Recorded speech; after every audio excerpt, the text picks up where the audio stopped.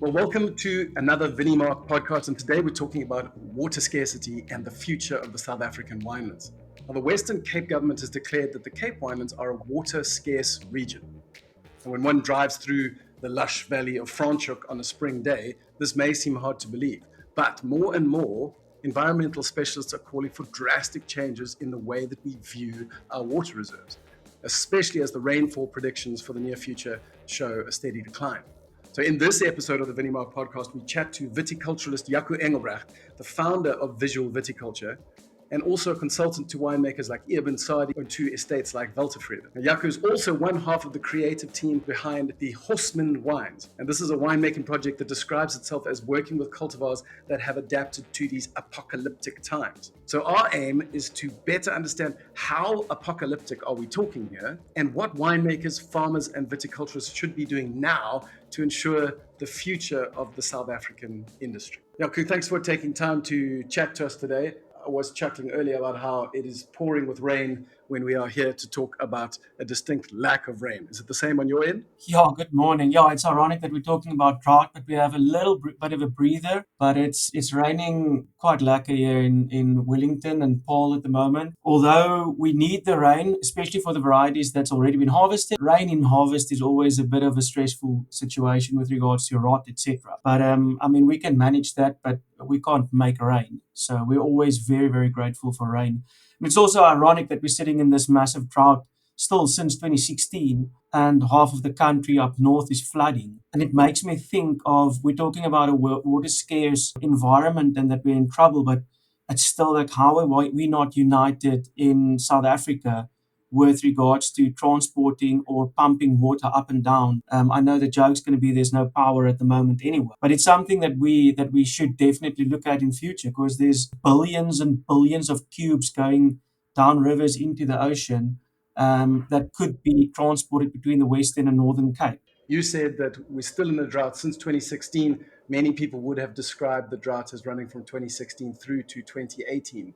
Can you tell me a little bit more about why you would still classify us as being in a drought? When you look at rainfall figures during the years, it's important not to just look at the totals, but also look at when it fell and how intensely it fell. I don't know about climate warming, but I do know about climate change. And there's definitely a change in patterns and how we receive water and also heat. The thing is, if the dams are full, it doesn't mean that all of that water actually came slowly and penetrated and actually refilled our underground resources or water resources. So if I just look at, especially in some of the older vineyards, how extremely dry it is and how they're struggling, and how much vineyard soils are becoming more difficult to manage with regards to salinity, because that salinity is just being pulled up all the time and not being washed out. It shows me that everyone in that sits in a city and can open a tap, they think that the drought is over. It's the same with people thinking that milk comes from a carton. There's way more going on behind the scenes,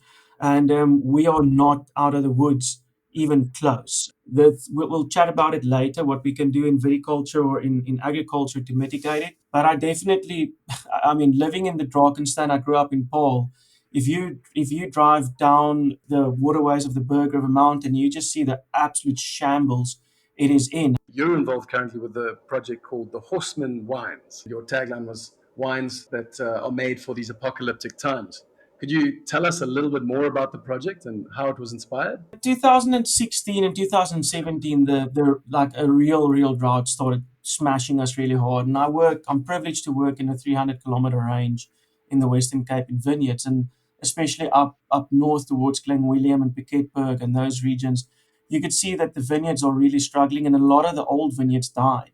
And contrary to what everyone is believing, that old vines are amazing with that, they can take the punch for shorter terms very, very well, but they utilize the carbohydrates stored in their thickened arms and trunks. And they can only do that for so long. So I saw a lot of vineyards dying. And especially if you go and talk to the guys up in College Dorp, they lost hundreds of hectares of vineyards that died in the drought. Because if you only get 30 mils of rain in a year, it's not sustainable for anything, unless you're a spec boom. The problem with what I saw is that the vines are dying left, right, and center. But then you kind of look around and see that there's some of them doing really, really well. And then when you look at the physiology of vineyards, you get isohydric varieties that utilizes water and extremely well. They close their stomata or their sweat glands in layman's terms really early. And something like that is Grenache, Grenache Blanc, and they are super, super hardy. And then something you call anisohydric is something like Syrah. And Syrah is not suited for these dry spells or these hot climates. And that's why you see the guys up in the Northern Rhone, they're struggling with alcohols. It's because Syrah dehydrates really quickly. And then when you look here as well, I know a lot of people are trying to promote Swartland Syrah, but if I look from an environmental and a viticultural point of view, yes, there might be pockets there that's going to survive, but I don't think that Syrah is the right way to go. I think it leans more towards Elgin, Elam, and Stellenbosch. When I looked around, I mean, we've got four wines because they were just four horsemen of the apocalypse, and they were kind of sent in to bring disorder to bring order.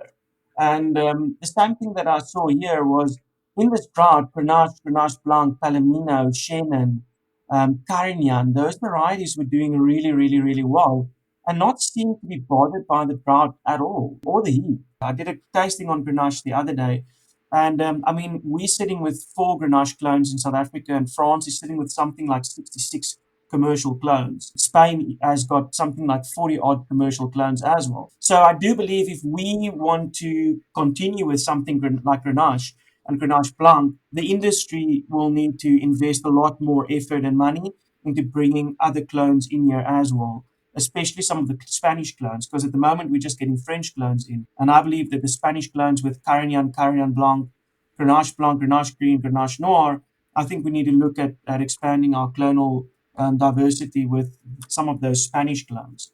And then Chenin is always a guy that's just taking the punch. I mean, it's versatile.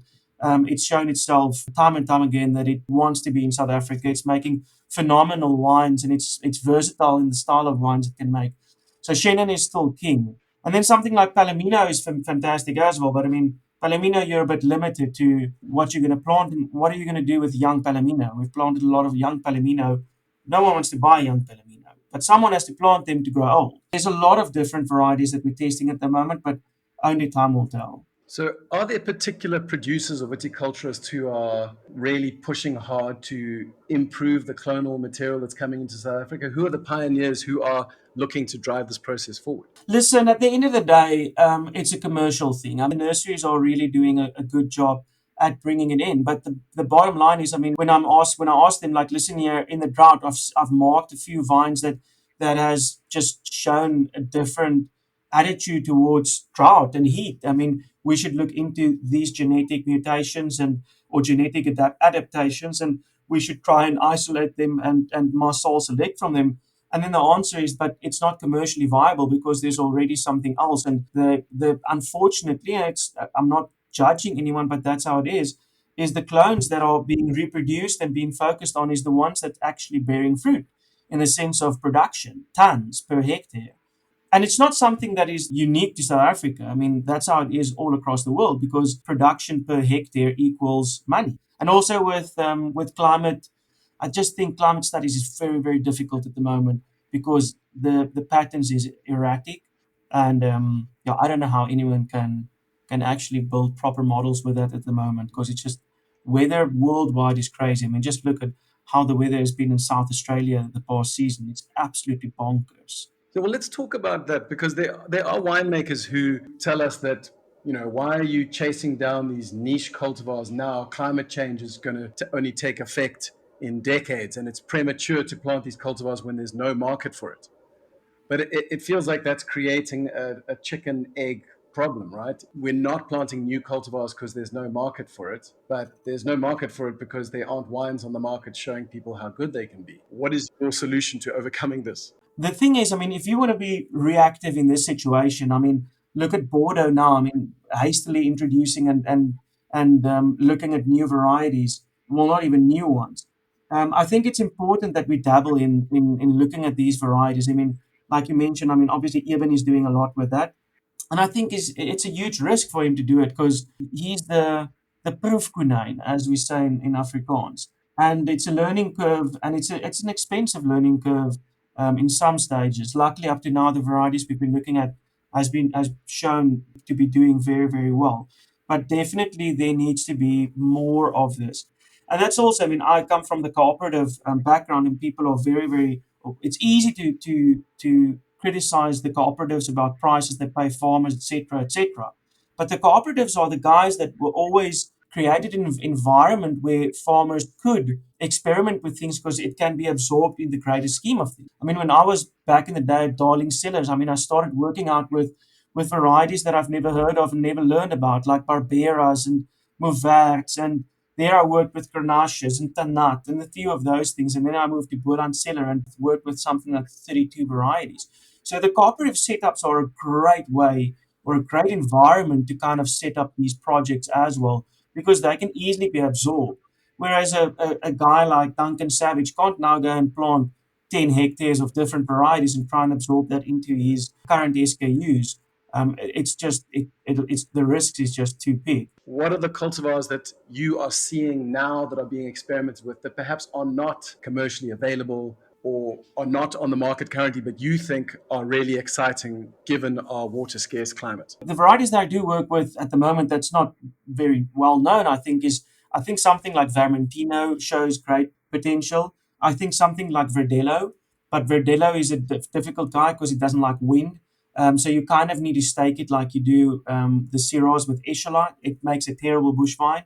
Verdelho is a really early ripening variety, so it gets harvested before that heavy heat and drought. So that's also something to think about, is to aim for varieties that's really early, and then varieties that has high acidity. So at Brookdale, the owner there, Tim Rudd, he brought in, well, I don't know, he didn't bring in, but he was the guy advocating Petit Manseng that we plant that. And this year we all missed that completely because we tasted, but it's just sour. It's just acidity the whole time. And when we eventually checked the sugars, we were like, oh, bloody hell, this thing should have been taken off like almost a month ago. The acidity and pH and acidity at Hull was phenomenal. Like, I immediately phoned up Eben and said, man, I think there's something that can bring some acidity to the Swartland. We've been talking a lot about cultivars today, and yet when we chatted the other day, one of the comments you made is that everyone wants to talk about planting drought resistant cultivars, but actually it's how they're planted or the rootstocks that they're planted on that is half the defense against water scarcity. Can you talk a little bit about some of the work that is being done with rootstocks in order to try and mitigate some of these dire water scarcity predictions? Okay, yeah. Like I told you the other day, when you want to talk about drought-resistant varieties, you'd have to have a few step backs. I mean, and it starts with proper soil surveying, proper ameliorant corrections, and proper soil preparation. I mean, it's something that still baffles me that there are still guys farming vineyards that is absolutely making a mess of it, not doing it correctly, not getting the right advice in, not getting the right people in, and not being on the land while they're doing it. That's the first thing. And the second thing is planting. I mean, Prof. Archer, he wrote a book about vineyard roots. There was hundreds of road shows like that.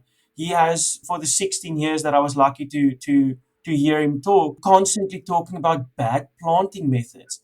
And still, I come across it every single day where vines are being planted in too shallow pits. They are being stomped onto the side so that they have J rooted. And there's just no way that those roots are going to create an efficient buffer capacity or actually dig down and to really go down and get some water and nutrients. Most of the profile pits that we open up with vineyards that's been planted shows vineyard roots in less than 40 centimeter zone because of bad planting. Yet if you go have a look at how they plant in Europe, I spoke with Dr. Dylan Krieg in Australia about it. Dylan said that there's just way more nutrients and stuff up there, and the carbons are hugely more than it is here even in South Australia and South Africa, because our land has been exposed above the sea level, water level for millions of years more. So I mean, we need to work on getting our carbon up in our soils before the rootstock. Rootstocks are amazing, and it helps us a lot. And we have phenomenal rootstocks that can take the drought like a champ. But that alone is not going to help us. Putting down straw or any other type of mulch just to mitigate or to minimize the soil, the topsoil water transpiration, and also the topsoil temperature fluctuation. So, I mean, we see that in the Swartland, in the vineyards that has been mulched for 10 or 15 years, that we're seeing the results now. It's not something that comes about within 3 or 4 years. It's a continuous time. And where it takes discipline is when you do have 1 or 2 good seasons where we do have good rain, not to skip that year, to mulch even more in those years so that you can mulch for the dry and the difficult year. So building soil carbon with cover crops, organic fertilizers and mulching, I think that is going to play an enormous role in the future of Western Cape viticulture. So I suppose farmers and viticulturists need to be operating on two different timeframes. They need to be thinking the goals they want to achieve in 5 to 10 years. But if we look at the predictions for this coming winter, where it is predicted to be unhelpfully dry, there are some things that farmers need to be doing right now, regardless of their long-term plans. So can you talk a little bit to how farmers and vignerons will be preparing to protect themselves against what seems to be a very dry incoming winter? Well, the days of just being a vineyard or a grape farmer is long gone. You're two farmers in one year. You're a grape farmer and you're a wheat farmer. You need to go and check out how the wheat guys are doing it. Because I see most of the cover crops failing miserably because the guys aren't doing proper soil preparation to get the seed bed prepared correct. If you go and have a look at how a wheat farmer does it, if you don't do it as good or even better as him, then you're going to fail in that. You need to produce as much raw material on that 60% surface or 70% surface that you have where there's not vines growing. You have 5 months to do that. And that's going to help you in the coming season. So we can put down lupins or legumes to bind nitrogen. So there's a lot of things that we can do to prepare us for that because there's just no doubt about it in my mind that the future is looking after your soil. And also with these erratic rain patterns where we have like for instance in December we had something like 70 to 100 mils of rain over patches in the Western Cape in 20 to 30 minutes. I mean, it's devastating because it takes away your topsoil and it erodes your soil, and none of that water actually goes into the ground. But if you had a thick mulch on your vine rows and you still had all of this mulch that's been rolled or chopped up in the work row, then that would have slowed down the water and actually helped that water penetrate the soil. It's not just to protect from the sun, it's also to protect and to actually utilize the rain that we actually get in a way better way than we can with just bare soil. So we started out talking a little bit about the apocalypse, and I thought, can we just do a thought experiment where rainfall is so low that no government would dare give water to a project that just produces a luxury product like wine? Do you think in that crazy Mad Max apocalyptic setting that the South African wine industry could meaningfully operate entirely around dry land farming principles? Yes, but there's going to be a serious price shift because the input cost is rising by 30 to 40%. Your production is going to be less and less and less because you're going to have to drop crop quite substantially if you have those problems. So you're going to have to go from like a Swartland or Paul scenario where you easily can produce anything from 5 to 12 tons per hectare dry farm. You're going to go to 2.5 tons per hectare dry farm. So that's going to have a significant impact on cost of farming and also on the end product. But I mean, we've farmed through these apocalyptic times up to now. But like I said, yet again, there's so many factors besides just the lack of rain that's going to determine how we're going to do to run this. So I've heard it said a lot that cover crop is one of the defenses, not only against soil erosion, but also against loss of water. But doesn't cover crop in itself require water in order to survive? How does that all even out? Yes, it does. So the important thing is, I mean, you're not going to have a fantastic cover crop year every year. It depends on how you want to run. If you have an organic philosophy, the management of those systems become more intense.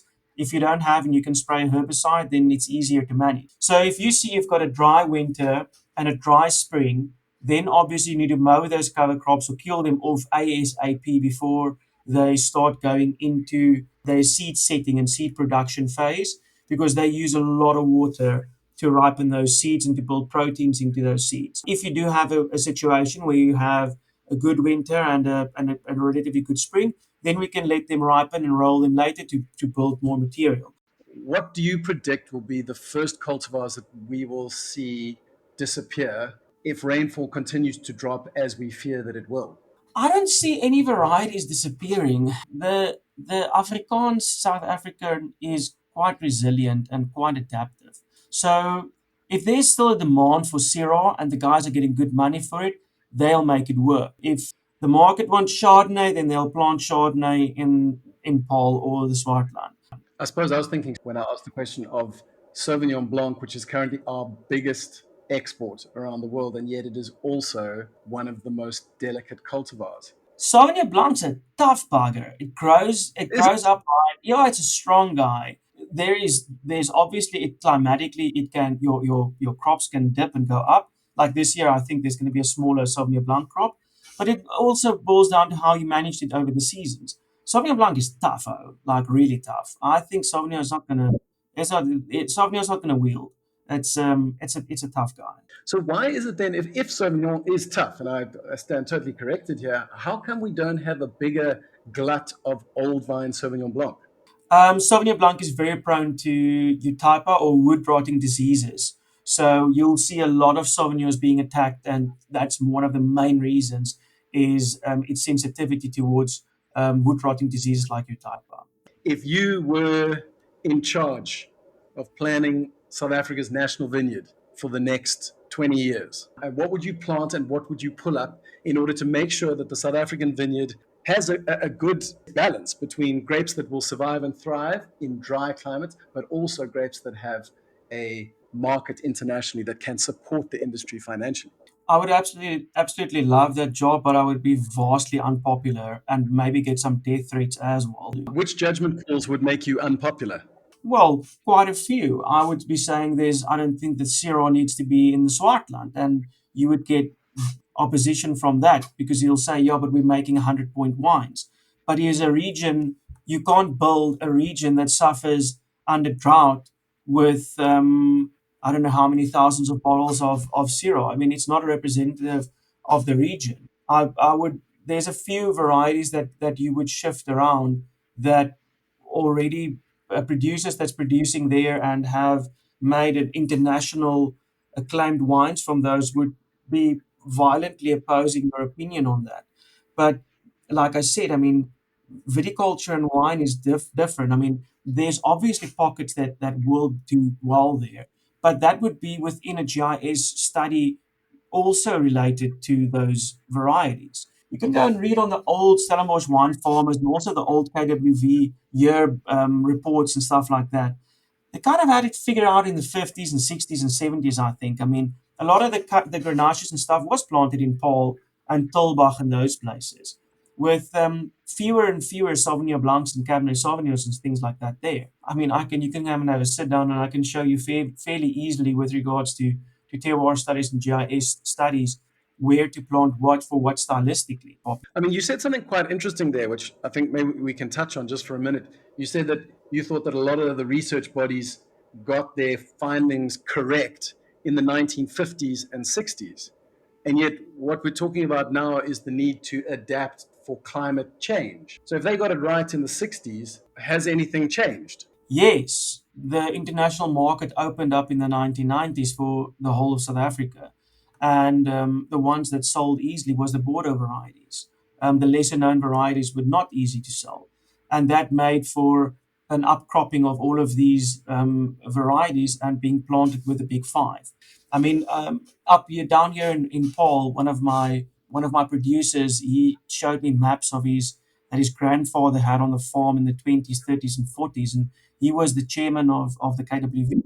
And there was old Semillons, old Grenaches, and things like that, dry farm Palominos and stuff standing there in the 30s and 40s. And it was all grubbed up because they were not making any, they couldn't sell that wine. But I suppose what I was asking is if they were making accurate climate predictions in the 50s and 60s, but we're talking about how much the climate has changed now, surely their predictions would no longer be relevant. I mean, how are they relevant from 70 or 80 years ago if we are experiencing marked climate change? They didn't really make climate prediction. They figured out exactly like the guys in Europe did over 1,000+ years.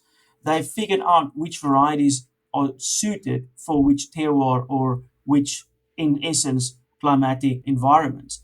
It wasn't necessarily a climatic research as it was a variety connected to terroir. For instance, if you go and have a look at the Bordeaux varieties, if you go and plant at low radiation, solar irradiations in South Africa, the wines are all green and herbaceous. If you go into the high spectrum in South Africa, you get rid of that methoxypyroxines. We can measure that with terroir studies. We can measure that very, very easily. These guys didn't have the tools to measure it, but they had their mouths and they had time and they had experience. So they could taste that Syrah on this side worked or Cab worked here. And that's how they rolled it out. I mean, KWV had so many viticulturists, and I think those guys had vast amount of knowledge and experience because they spent more time in the vineyards than they did on Instagram back then. And there was a closer knit community with regards to viticulturists and research because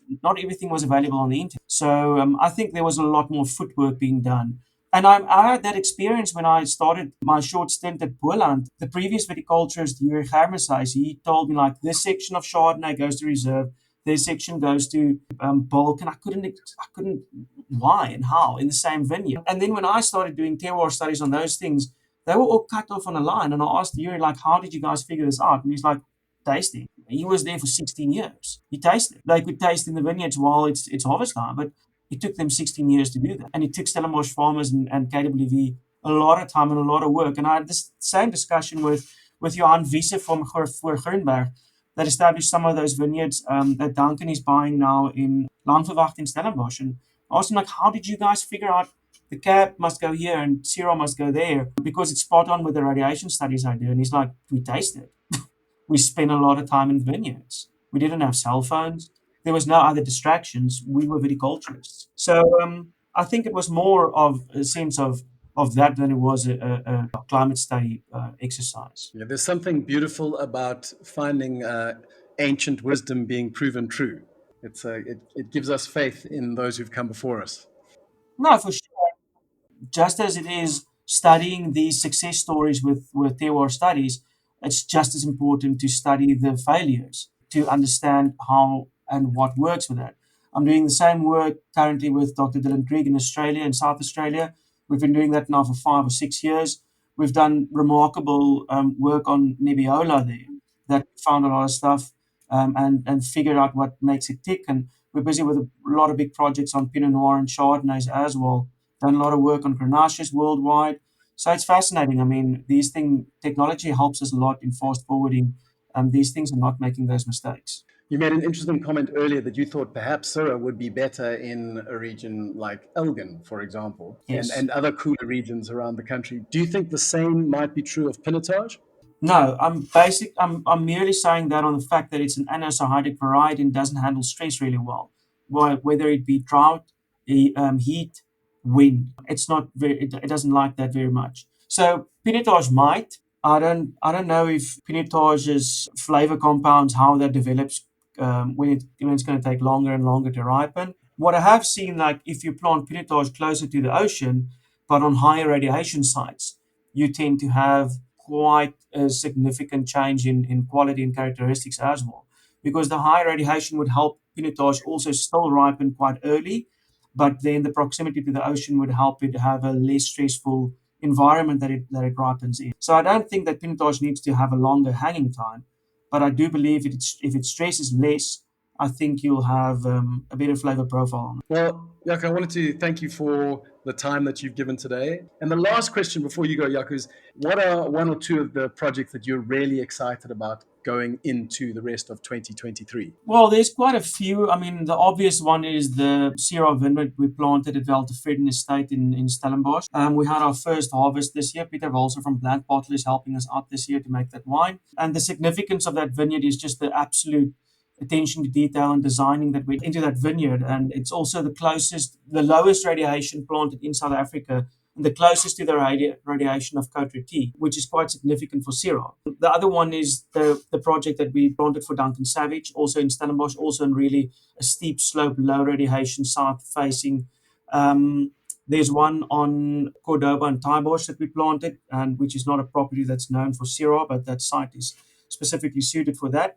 And then I'm quite excited about the newly planted Echelon stuff at Brogge, which is one of the farms from Iona, from Rosie Gunn in Elgin, which I think is going to be also producing phenomenal wine in the next up and coming years. There's some exciting stuff going on at Brookdale, in Paul with new varieties, but also, I mean, the attention to detail. The team is really doing a great job there. Obviously, at Eben's, there's always, I mean, there's never nothing exciting there. Like everything is exciting and new and constantly on being kept on your toes to figure stuff out. So there's some exciting things going on there. Up in the West Coast, those projects that we planted there is quite exciting as well. And then there's one or two ones that I'm not going to mention now on extremely like the craziest limestone soils that you'll find in South Africa, but with a river running right next to it and with massive diurnal shift and cold winters. So we're busy with with a project there.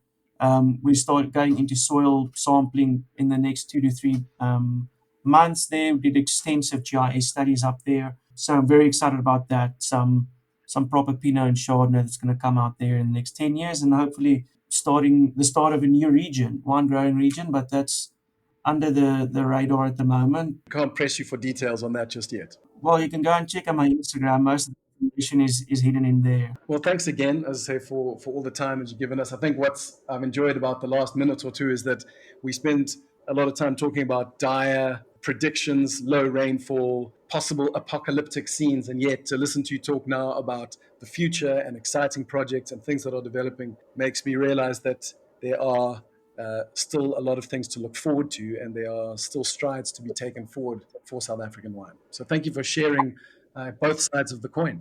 Yeah, no, totally. I mean, obviously, we can't shy away from what's going on and around us. But like I said, I mean, the South Africans are resilient and always looking forward. We rarely look back and moan about stuff.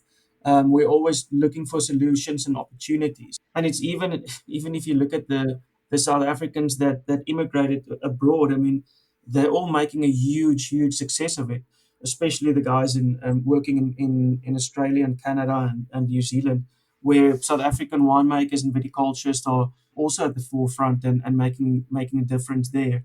So yeah, I mean, the South African wine scene is always really exciting. When I spent some time in Australia last year with Dr. Dylan Krieg, he asked me like, what's the one of the main things that you learned here? And I'm like, man, I'm glad I farm in South Africa. The opportunities we have here and the willingness of guys to take risks. Nothing is ever too crazy for the South Africans to do. And it makes for an extremely exciting viticulture scene. And I mean, if there's anyone from abroad that is still overlooking South Africa, they need to get their eyes checked and the minds read, because the South African wine scene has been exploding for the past 10 years, and there's just more to come. Thanks so much, Jaco. So we'll end it there, but we look forward to following more of your projects and stories in the future. Thanks for having me. We've reached the end of another episode of the Vinimark Podcast. If you enjoyed this episode, consider subscribing to the channel so that you can join us for more conversations around wine commerce, wine science, cellar mastery, marketing, and the rising trends amidst the industry's more adventurous pioneers.